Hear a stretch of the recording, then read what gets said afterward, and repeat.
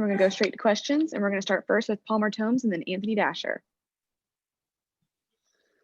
Yeah, Coach. Often been said that SEC play and non-conference play are almost two separate seasons. What do you think you learned about your team in the non-conference play that it can improve on, it can carry into SEC play? Just what do you think you learned about them? Well, I think we learned a lot. I think we learned a lot of different ways to win games, how to overcome deficits, how to hold on to leads, how to come back, those kind of things that are so important. And we learned how to play together with each other more. But I think it also showed that we've got a lot of improvement that we have to make. We have to make improvements in the rebounding area. We certainly have got to get better in transition defense and transition offense. Our decision-making can improve. We've got to keep getting better ball movement and better cutting so that we increase our likelihood of making threes, by going inside out a little bit better. I think we've got to make sure that we understand how fast we want to play. I don't think we always understand that. And at the same time, how efficient we want to be with that. We've got to cut our turnovers back.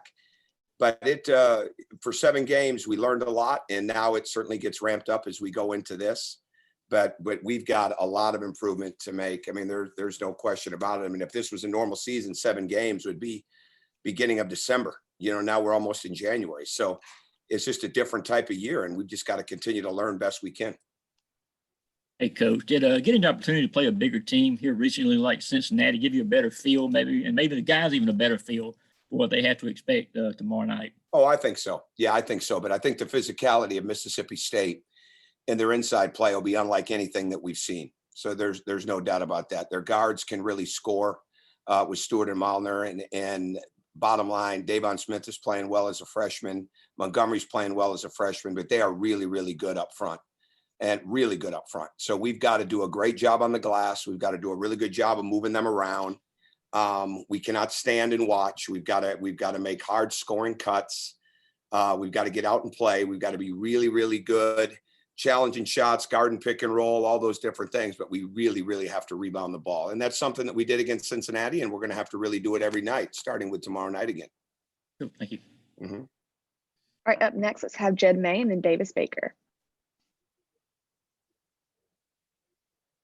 Hey, Coach. I guess for you, this is the third year since you've been here where you head into non-conference play with a team that's got a lot of, turnover from the year before.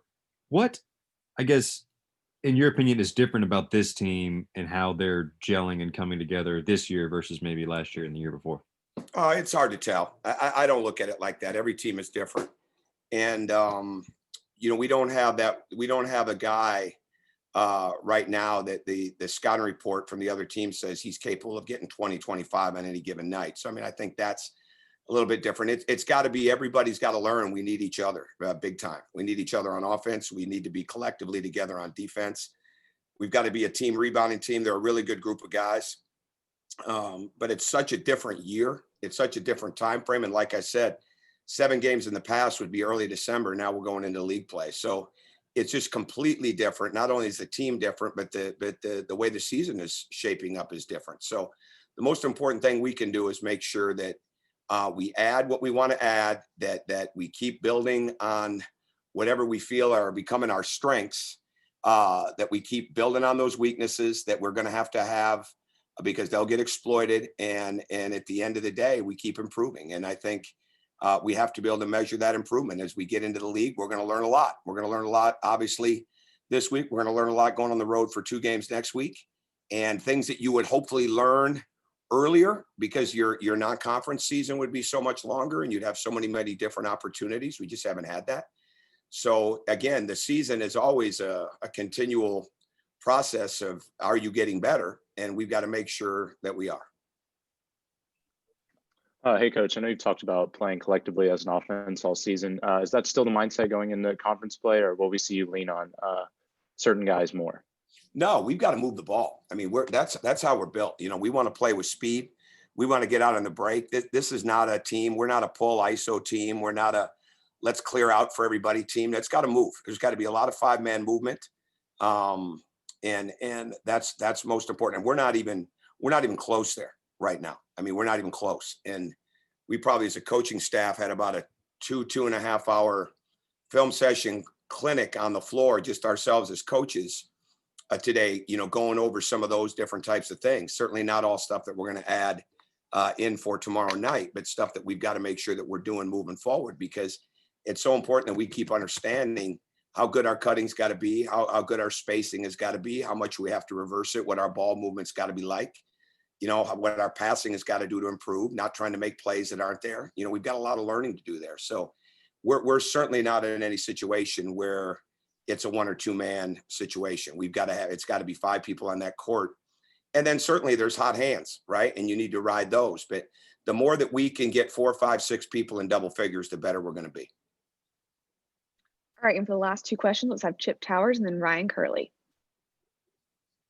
Yeah, Coach, just wondering, you've started a lot of gone from non-conference to conference. How exciting is it? I mean, what are like, are there butterflies in your stomach about, expectations and kind of finding out what you got? Or is it nervousness? You talked about the first game, you were pretty uptight about, figuring out what you have. Well, I think it's a little bit of everything. I mean, I'm wound up and uptight when it was Columbus State on that Wednesday to open up. I mean, I don't know if it ever really matters as a coach who you're playing, when you're playing. It's just that you are playing. And certainly conference play is a different deal, especially with somebody as good as Mississippi State and somebody as good a coach as Ben Howland. But bottom line is, because it is such a different year, and because you don't have the body of work that you would normally have, there's still a lot of questions that you really don't know yet. And we're going to be learning it during conference season. So it's so important that we figure out what the game has given us that night, that we go with it, that we get good bench play, that we have guys that are ready to go in and play, that we keep looking for what's there, not trying to force what's not there, and just be as good together as we possibly can on the defense and rebounding end, because we're going to run, right? And if the break is taken away, then we go into secondary actions and things like that. What we can't do is play slowed down, right? We've got to continue to be on the attack. And that doesn't mean that we're not in half court offense. What it means is, even when we're in half court offense, we're doing a lot of cutting, we're a lot of moving. And now as we go into a lot of bigger bodies and more athleticism, I mean, that's the kind of stuff that we're going to learn a lot about our team with. Hey, Coach, as you move into SEC play, there are a lot of prolific scorers in the conference. DJ Stewart is one of them for Mississippi State. He put up 32 against Dayton earlier this season.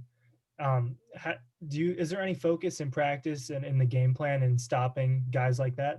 Oh, absolutely, there is. Absolutely. Yeah, we're well aware of how good he is, where he likes his shots, what he likes to do. But like everybody else in this league, you might have leading scorers, but you've got really good teams, and they have a really good team. So bottom line is, they have a lot of guys that can score. They can play inside, outside. They can shoot threes. They can come off the bench. They can play with speed. They can pound you inside. They can run the break.